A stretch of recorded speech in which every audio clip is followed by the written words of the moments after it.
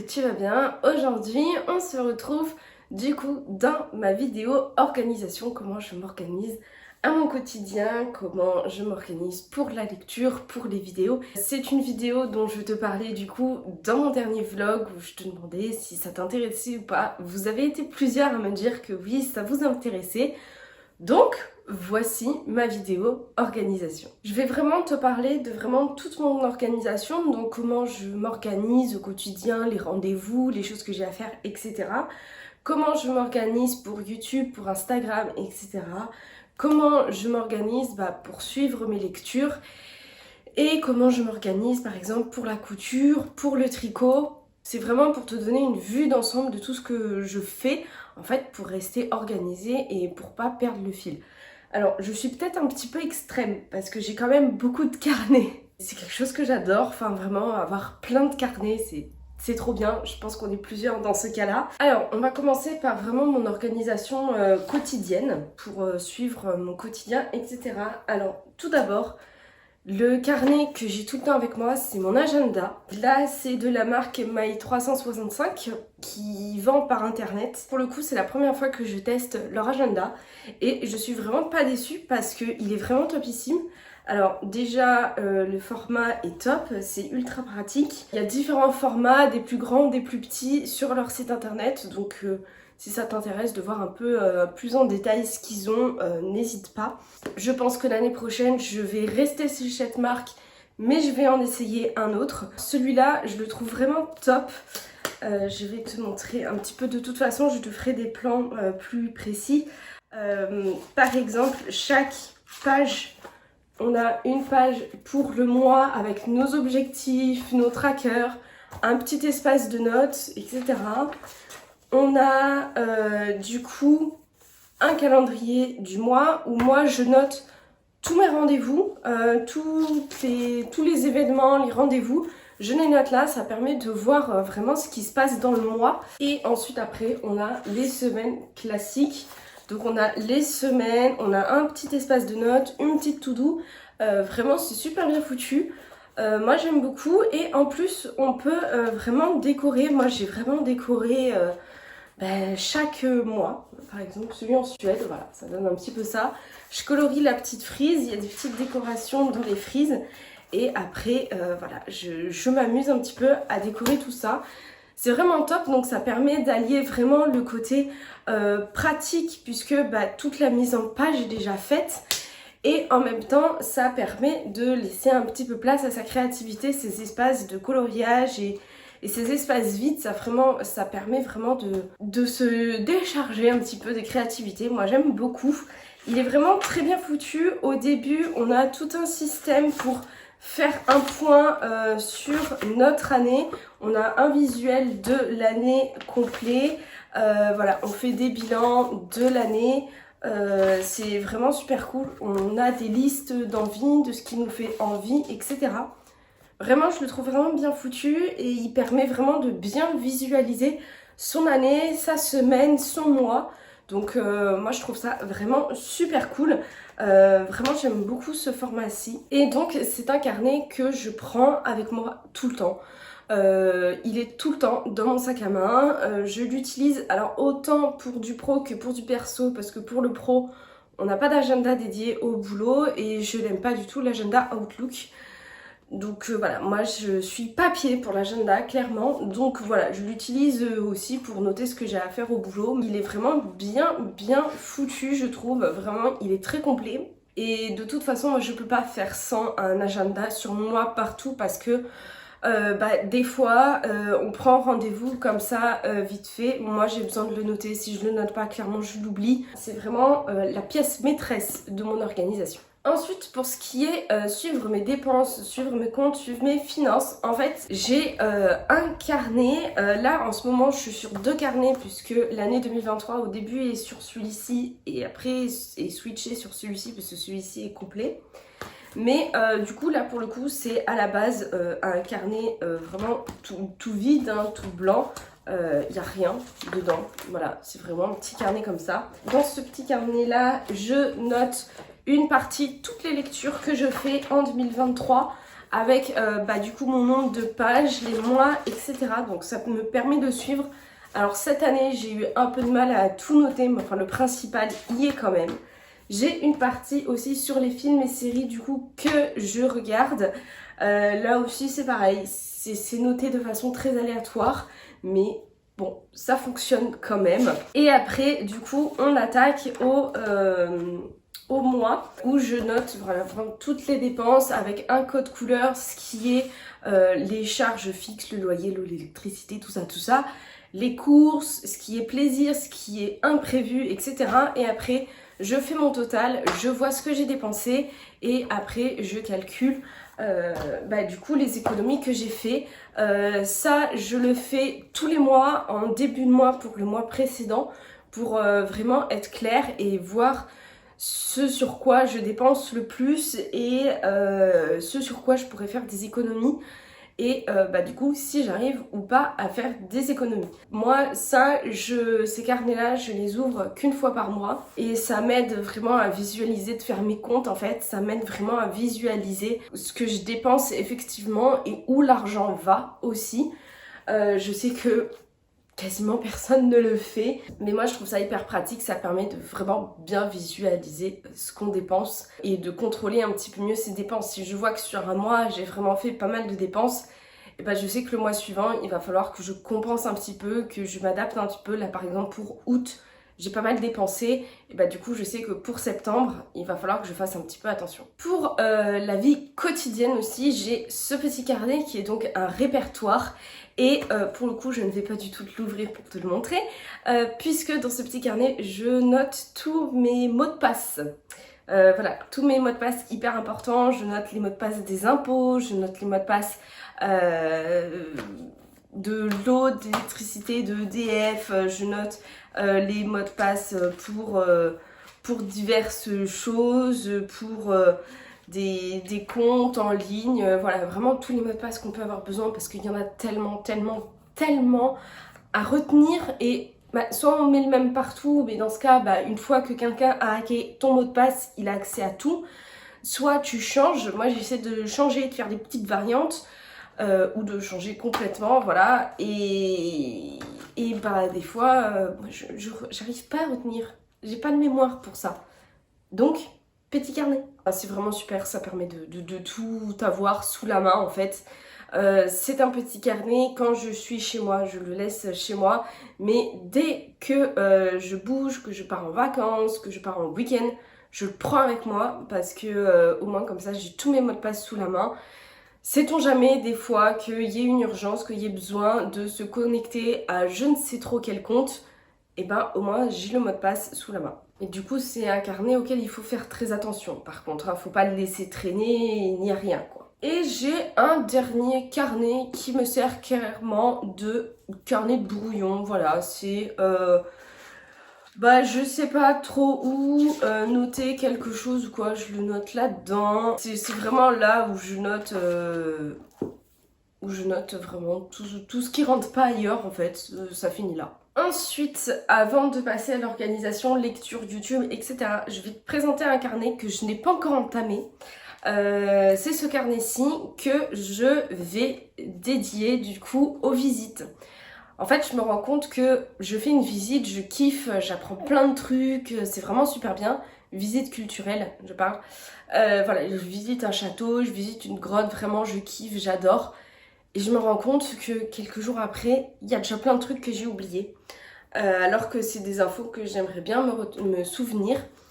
Et donc, je note là-dedans. Voilà, je me suis dit maintenant que j'allais dédier un carnet pour ça. Alors, je n'ai pas encore fait de visite. Ça faisait déjà quelques temps que je me faisais la réflexion que il me manquait un carnet pour noter mes visites, pour noter mes impressions, pour noter les infos importantes, pour noter les anecdotes, pour noter ce qui me marque, ce que je remarque, ce qui m'interpelle, etc.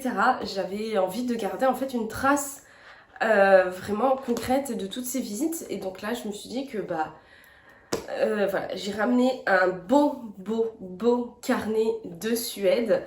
Donc que c'était vraiment l'occasion du coup de faire ça.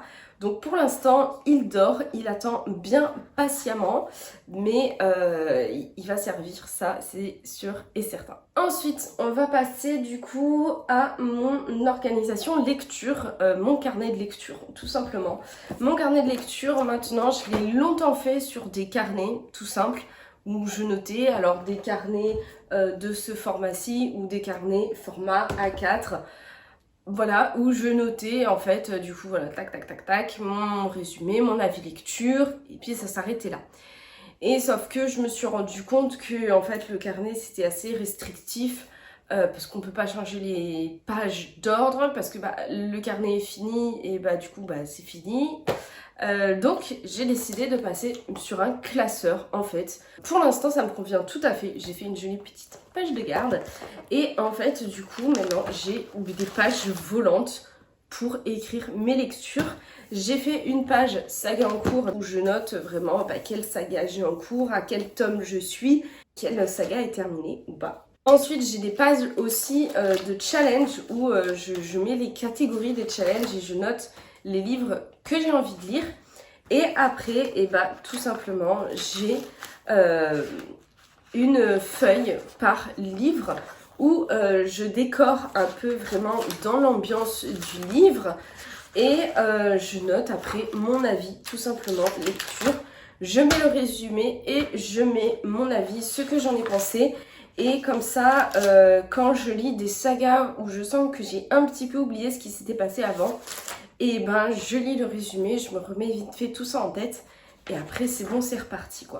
Ça me permet aussi quand je prépare des vidéos point lecture, quand c'est des livres où ça fait un petit moment que je les ai oubliés, et ben au moins j'ai tout là. Vraiment j'aime trop.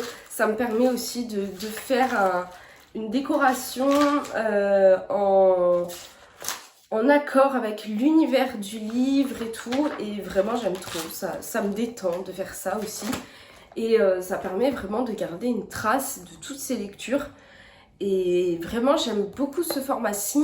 En plus, ce qui est bien avec le classeur, c'est que si d'un coup il me prend d'avoir envie de rajouter des feuilles au début, et ben je peux tout à fait le faire si je me rends compte qu'il me manque une thématique, une page à faire en plus, et ben je peux le faire là. Et ça c'est vraiment cool pour le coup. Je pense que je vais garder ce format pendant un petit moment. Donc maintenant on passe à l'organisation pour YouTube, Instagram, pour les réseaux sociaux, tout ça. Là c'est une organisation que je teste actuellement. Je sais pas trop si elle fonctionne ou pas encore. Pour l'instant elle fonctionne bien puisque je suis quand même un petit peu plus organisée et donc un petit peu plus régulière sur les réseaux depuis 1 ou 2 semaines. Donc ça fait plaisir, c'est vraiment très cool. Ça montre que quand même ça doit marcher un petit peu. Je suis quand même toujours en phase de test. Il faut savoir qu'avant je notais tout du coup dans mon agenda directement et ça me convenait pas du tout pour le coup. Parce que cet agenda, je le montre à pas mal de personnes au boulot et tout, et j'avais pas envie qu'il tombe en fait sur ah t'as une chaîne YouTube machin machin, voilà, c'est un peu mon petit jardin secret. Et pour le coup j'avais en fait au final pas assez de place, pas assez de je sais pas, ça ne me convenait pas, voilà, tout simplement. Mais du coup je me suis pris, en fait c'est le petit agenda que Yves Rocher offre aux clientes tous les ans aux alentours de septembre. Donc je le trouve très beau cette année, franchement bien réussi. Mais sinon en fait c'est vraiment un agenda plus que basique. Donc moi pour un agenda quotidien, ça ne me convient pas. Déjà il est un peu petit et il n'y a pas de visu du mois dans son ensemble, etc., etc. C'est vraiment un agenda basique, hein. On a juste les semaines comme ça qui se suivent et c'est tout. Par contre, autant pour l'agenda quotidien c'est pas pratique, autant pour suivre YouTube, Instagram et tout, c'est suffisant. Donc ce que j'ai fait, c'est qu'il y a quand même une visu de l'année. Donc ce calendrier, ça me permet de faire un petit tracker et aussi de noter déjà les choses importantes qui arrivent dans les mois suivants. Et donc ça permet vraiment d'avoir une vue d'ensemble quand même de son mois, de voir ce qui arrive. Et après, dans les, par exemple, dans les jours qui suivent, en fait, je me note ce que j'ai à faire. Si je prévois déjà à l'avance une vidéo ou un point lecture, enfin, ou une story ou quoi à l'avance, bah, je me le note là pour me dire, ah, il faut que je le fasse. Donc voilà, ça me permet, j'ai tout un code couleur aussi, donc ça me permet voilà, d'anticiper, de me dire, ah oui, donc par exemple ce jour-ci, il faudra que je fasse ma story bilan du Pumpkin Autumn Challenge, il faudra que je fasse ma story de retour de la médiathèque, ah oui, donc le 6, j'ai cet événement-là, etc., etc. Et donc ça permet vraiment de voir eh bien, les vidéos que j'ai prévues de semaine en semaine et les points lecture, etc. Et de faire du coup, d'anticiper et de faire les tâches qui vont avec avant. Et ça, j'avais pas du tout pour le coup. Je faisais vraiment au feeling et je me faisais, ah oui, du coup là ça va bientôt être l'automne, du coup faut que je fasse ça. Et en fait, j'ai gardé tout dans ma tête et j'avais pas de visu et j'oubliais. Du coup, alors que du coup cet agenda je le garde vraiment ouvert comme ça sur mon bureau sur la semaine en cours, et comme ça quand je passe devant mon bureau, ce qui arrive régulièrement quand même, et ben je vois ce que j'ai à faire, je vois si j'ai des choses à faire, je vois si j'ai des choses de prévues à faire. Et donc c'est vraiment super cool, ça permet d'avoir une meilleure visu du coup de ce qu'il y a à faire en fait. Et je manquais de ça clairement, je manquais d'anticipation, je manquais d'organisation clairement pour être régulière. Alors sur YouTube ça allait parce que c'était... En général, je tourne la vidéo, ben, comme là par exemple, le week-end ou la semaine d'avant, et je fais le montage sur le week-end ou sur le lundi, mardi, mercredi. Et le jeudi, la vidéo est publiée et je prenais pas d'avance. Je faisais vraiment au feeling. Je me disais, oh bah tiens, quelle vidéo j'ai envie de tourner. Ah, on est début septembre. Et bah dans ce cas, il faut faire mon point lecture. Voilà, là, je vais vraiment avoir une plus longue visu. Donc, je vais pouvoir anticiper un petit peu plus. Là, par exemple, j'ai déjà prévu du coup une vidéo pour le jeudi 5 octobre, ce qui ne m'arrivait jamais avant, parce que justement je me suis noté que j'avais un événement le 6 et qu'il fallait que je sorte du coup la vidéo en fonction juste avant. Ça me permet de beaucoup mieux m'organiser, de beaucoup mieux anticiper. Pour l'instant ça marche plutôt bien et j'espère vraiment que je vais tenir le rythme avec cette organisation-ci. Pour les vidéos YouTube, si j'ai besoin de m'organiser un petit peu plus, de préparer un petit peu plus une vidéo, de noter des idées, de noter des livres, etc., je note dans ce carnet-là qui est à spirale, parce que comme ça me permet de le tenir juste comme ça en face de moi. Et bah par exemple, j'avais fait une vidéo récap là quand j'avais repris les vidéos cet été, j'avais fait noter tous les livres dont je voulais parler. Voilà, c'est vraiment quand ma vidéo pâle de l'été, j'avais noté les livres, etc. etc. Donc vraiment ça me permet quand j'ai besoin de préparer une vidéo, souvent je le fais comme ça là, comme pour cette vidéo, d'un coup je blablate toute seule. Des fois j'ai besoin de noter quand même des trucs, donc je le fais en notant dans ce carnet là. Ensuite, les deux dernières organisations, ça devrait être plutôt rapide parce que c'est pas des organisations de fou, c'est juste des carnets qui sont dédiés en fait à ces loisirs. Donc le premier c'est le tricot, je me suis dédié un petit carnet. En fait les loisirs créatifs, notamment le tricot, la couture, moi ce que j'ai du mal c'est de retenir les explications, de retenir comment on fait.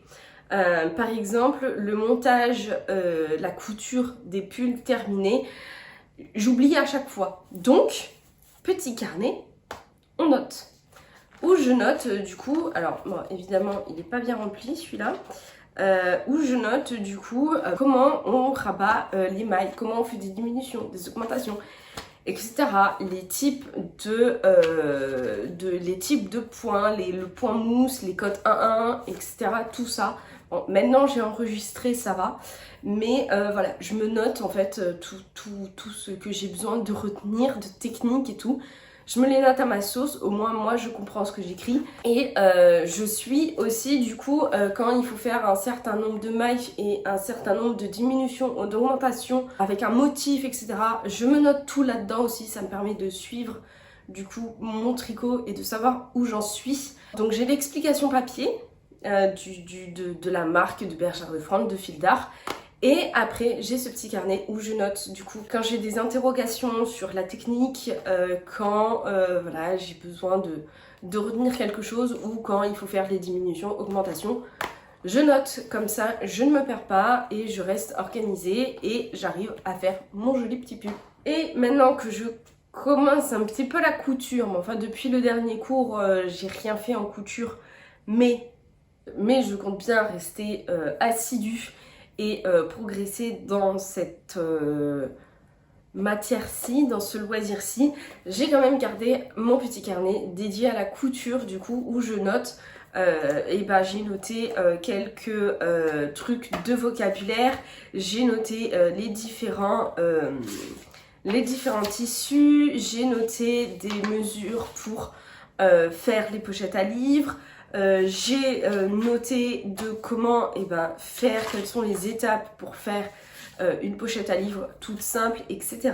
Et donc ça permet aussi de noter tout ce que j'apprends et de noter des techniques et après d'y revenir une fois toute seule pour me remettre en tête les choses. Donc voilà pour ma vidéo organisation. Tu l'auras compris, j'ai beaucoup trop peut-être de carnet, mais ça me permet de vraiment visualiser bien les choses et moi j'ai besoin de voir en fait sur le papier les choses, donc c'est pour ça que j'ai plein de carnets et que pour le coup les agendas électroniques sur l'ordinateur, sur le téléphone, ça ne me correspond pas du tout parce que je ne pense jamais à aller faire ce genre de truc sur mon téléphone. Clairement, moi j'apprécie quand même le fait d'écrire, de noter, de tourner les pages, etc. Et j'ai besoin vraiment de concret en fait, de pouvoir voir les choses concrètement sur une feuille de papier et de pouvoir jouer avec tout ça. Des fois j'ai plusieurs carnets qui sont ouverts devant moi pour m'organiser, etc. Vraiment moi les carnets ça fonctionne très bien avec ça. J'ai un carnet dédié pour chaque utilisation.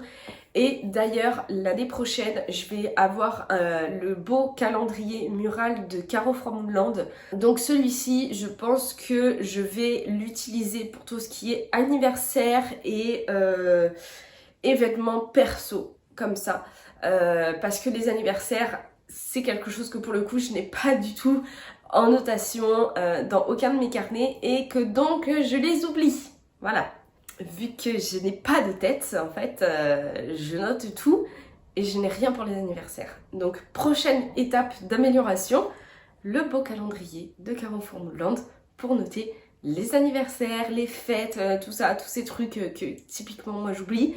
C'est pas parce que j'aime pas les gens, c'est parce que j'ai pas de tête. Voilà, tout simplement. Donc l'organisation, c'est vraiment toujours quelque chose qui évolue en fait en fonction de notre vie, qui évolue aussi, de nos besoins qui changent, qui évoluent. Et donc peut-être que cette organisation-là, dans quelques années, ne m'ira plus du tout. Et je remasteriserai tout encore, je ne sais pas. En tout cas, du coup, voilà pour mon organisation actuelle.